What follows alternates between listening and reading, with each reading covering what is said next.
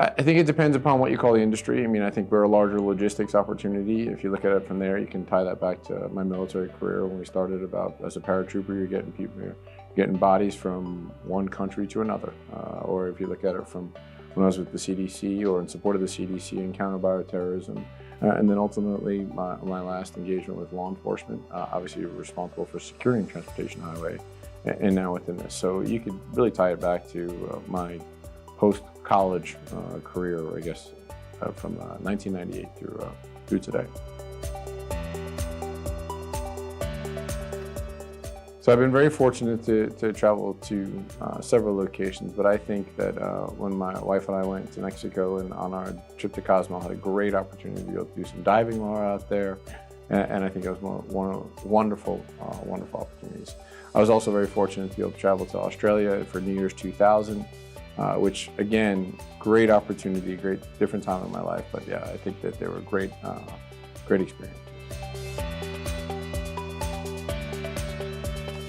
So in 2020, January, I'm supposed to go with 8 of my closest Army friends to be able to go hike Kilimanjaro in Africa. So I'm excited about that.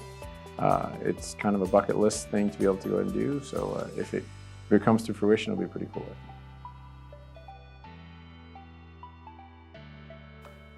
It is tremendously supportive. I think that people are there, you're here to do a job.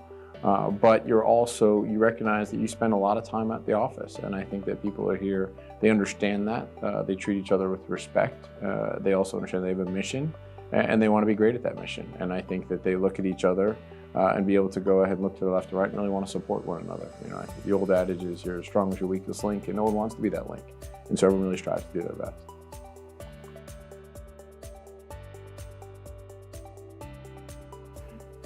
So the last show I binge watched would be Vikings. So we went ahead and kind of caught up on that. That was a history show, talks all about, it's historical fiction along with a lot of other fiction. So it's mind-numbing TV, but it's something to go ahead and enjoy. Cannot blame you for that.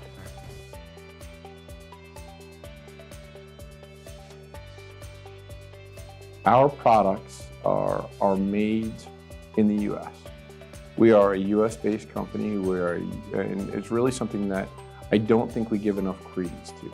You know, frankly, there's almost 20% veterans on staff. We have tremendous pride in the American economy. We have tremendous pride. We do all of our work here in Greensboro. You know, all of our software engineering, all of our hardware engineering, we do it on premise here. And not a lot of companies can say that, and I think frankly it's very refreshing. And as we continue to grow, it's going to do nothing but continue to expand our local economy.